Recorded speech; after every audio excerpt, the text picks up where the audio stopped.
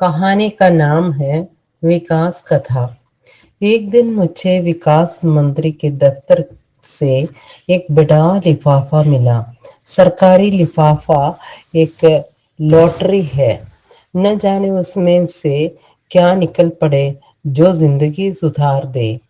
मैं इसीलिए नहा धोकर ऊदबत्ती जलाकर बड़ी श्रद्धा भावना से सरकारी लिफाफा खोलता हूँ। यह लिफाफा मैंने खोला और भीतर का पत्र पढ़ा तो मालूम हुआ कि है मेरे नाम खुली लॉटरी तो नहीं है, उसका एक टिकट जरूर है। पत्र में लिखा था, विकास मंत्रालय देश के लेखकों से अपेक्षा करता है कि वे देश के नवनिर्माण में भाग ले। इसी उद्देश्य से हम एक प्रतियोगिता आयोजित कर रहे हैं। इस वर्ष विकास खंडों से जो हजारों रिपोर्ट हमें प्राप्त हुई, उनमें से एक ने हमारा विशेष ध्यान खींचा। वह हमारी योजनाओं के क्रियान्वयन के एक सुंदर पक्ष को उद्घाटित करती है। हम उस रिपोर्ट को अधिक से अधिक प्रचारित करना चाहते हैं, जिससे जनता विकास कार्यों के इस सुंदर पक्ष से परिचित हो, उसमें रुचि ले और देश के लिए अधिक से अधिक त्याग करने के लिए तैयार हो। उक्त रिपोर्ट में गूढ़ अर्थ छिपे हैं, इसलिए उसकी व्याख्या आवश्यक है। इसके लिए हमें आपका सहयोग चाहिए। आप इस रिपोर्ट का अध्ययन करके इसके गूढ़ार्थ को प्रकट करती हुई व्याख्या हमें भेजें। जिस लेखक की व्याख्या सबसे अच्छी मानी जाएगी, उसे पुरस्कार दिया जाएगा। व्याख्या 31 मार्च तक इस कार्यालय में पहुंच जानी चाहिए। इसके बाद प्राप्त हुई व्याख्या पर विचार नहीं किया जाएगा। यदि विकास मंत्रालय में कोई आपकी पहचान का है तो आप बाद में भी भेज सकते हैं। इस पत्र के साथ रिपोर्ट की एक प्रति भेजी जा रही है। मैंने इनाम के लोभ से देश निर्माण के कार्य में भाग लेने का निश्चय किया। रिपोर्ट पढ़ी, उस पर मनन किया और उसके गूढ़ अर्थों को स्पष्ट करती हुई व्याख्या तैयार की। विकास मंत्रालय में मेरी पहचान का कोई नहीं है, इसलिए मैंने 31 मार्च से बहुत पहले ही व्याख्या भेज दी। मुझे आश्चर्य हुआ कि मेरी व्याख्या सबसे अच्छी मानी गई और दिल्ली में हर इनाम के लिए डेरा डालकर और डबल रोटी बांधकर, सत्तू बांधकर नहीं, पड़े हुए सरकारी लेखकों के बावजूद वह इनाम मुझे मिल गया। ईर्ष्यालु लेखकों ने मेरी सफलता का ये समाचार किसी अखबार में नहीं छपने दिया, पर सूर्य को हथेली से कुछ महीने ही टंगा जा सकता है। 1-2 महीने में विकास मंत्रालय मेरी व्याख्या समेत उस रिपोर्ट की 1 करोड़ प्रतियां छपवा कर समाचार हर भारतवासी तक पहुंचा देगा। मैं वह रिपोर्ट तथा अपनी व्याख्या दे रहा हूँ। विकास खंड की रिपोर्ट। इस वर्ष भी हमारे विकास खंड में कुछ प्रतियोगिताएं हुई। अन्न उत्पादन को प्रोत्साहित करने के लिए एक प्रतियोगिता रखी गई, जिसमें पहला स्थान किशन लाल नामक एक मामूली किसान को मिला। उसने बड़ी मेहनत करके अपनी थोड़ी सी जमीन पर बहुत अच्छी फसल पैदा की थी। यूं चर्चा फैली हुई थी कि अन्न उत्पादन का पहला इनाम पुराने मालगुजार बलभद्र सिंह को मिलेगा, जिन्होंने 10 साल पहले ही अपनी जमीन बेच दी थी और शहर में सिनेमा हाउस चला रहे थे। इस चर्चा में कुछ सत्यता जरूर थी, क्योंकि ब्लॉक ऑफिसर साहब और मालगुजार साहब ने दांत काटी रोटी थी। पर कुछ दिन पहले ही अफसरों से मालगुजार साहब की खटपट होगी और इनाम किशनलाल को मिल गया। मालगुजार को अब कृषकों के प्रतिनिधि मंडल में विदेश यात्रा करने का मौका भी नहीं मिलेगा। किशनलाल का नाम गांव गांव में फैल गया। उसका एक फोटो खींचकर हमने अपनी फाइल में रखा।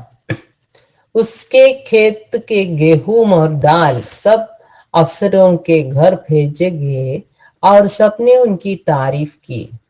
एक दिन पुरस्कार वितरण समारोह रखा गया। पुरस्कार कलेक्टर साहब के कर कमलों से बंटवाने का निश्चय किया गया। एक दिन विकास अफसर की पत्नी, जिन्हें आगे रिपोर्ट में विकासिनी कहा जाएगा, कलेक्टर महोदय की पत्नी, जिन्हें कलेक्टरानी कहा जाएगा, को समारोह का निमंत्रण देने पहुंची। दोनों में थोड़ी देर बहन जी हुई। इसके बाद एक ने दूसरी की साड़ी ब्लाउज आदि की प्रशंसा की। फिर दूसरे अफसरों की पत्नियों की निंदा करके जब वे चरम आनंद के क्षण में पहुंची, तब कलेक्टरानी ने कहा, क्यों जी, सब प्रतियोगिताएं पुरुषों की ही क्यों होती हैं? स्त्रियों की भी प्रतियोगिता होनी चाहिए। विकासनी ने कहा, उन स्त्रियों की क्या कंडा थोपने की प्रतियोगिता कराए बहन जी? इस पर दोनों खिलखिलाकर हंस पड़े। कलेक्टरानी ने कहा, मैं नहीं, मेरा मतलब है कोई यूं ही मजेदार प्रतियोगिता करा दो। हमें स्त्रियों का भी विकास करना है, उन्हें भी आगे बढ़ाना है। विकासनी ने पूछा, तो आप ही बता दीजिए कि कैसी प्रतियोगिता करा दें। कलेक्टरानी ने कहा, हम स्कूल में पढ़ती थी तब खीर खाने की प्रतियोगिता होती थी। आंखों पर पट्टी बांध दी जाती थी और सामने खीर का कटोरा रख दिया जाता था। जो सबसे पहले खा ले उसे इनाम मिलता। तुम तो यही प्रतियोगिता कराओ। इसमें गांवों की औरत के साथ हम लोग भी शामिल हो। हमें देश में समानता स्थापित करनी है ना। विकासनी देवी को इस सुझाव से बहुत स्फूर्ति मिली। उन्होंने घर में विकास अफसर से कहा। साहब को भी ये बात पसंद आई। उन्होंने दूसरे दिन इस कार्य के लिए 100 कटोरे खरीदे और पटियों के लिए 10 गज कपड़ा खरीदा। ये दोनों चीजें प्रतियोगिता के बाद बेकाम होगी और उन्हें राइट ऑफ कर दिया गया। घिर खाओ प्रतियोगिता का दृश्य बहुत सुंदर था। मैदान में एक कतार में सैकड़ों ग्रामीण स्त्रियां बैठी थी।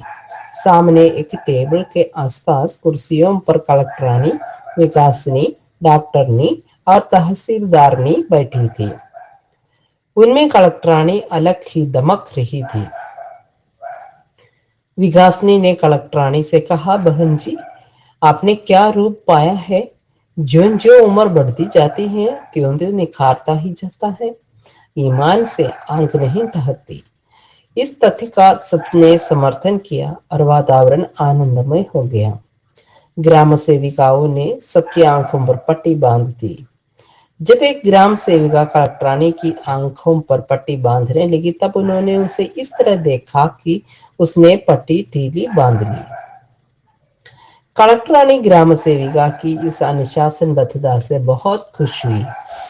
जब खीर खाना शुरू हुआ तो कलेक्टरानी ने पट्टी आंखों पर से खिसका ली और चट खीर खाकर खड़ी हो गई।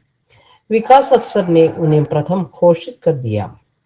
इससे सब अफसरों और अफसरानियों को प्रसन्नता हुई, क्योंकि वे सब अनुशासन से बंधे थे।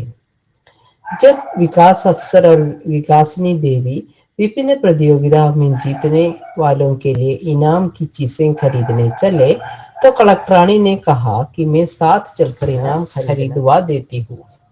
उन्होंने खीर खाने में प्रथम आने वाली के लिए लगभग 300 रुपए का स्टेनलेस स्टील के बर्तनों का सेट खरीद दिया। बाकी विजेताओं के लिए खिलौने, रूमाल, रोटी, पंखे आदि खरीद लिए गए।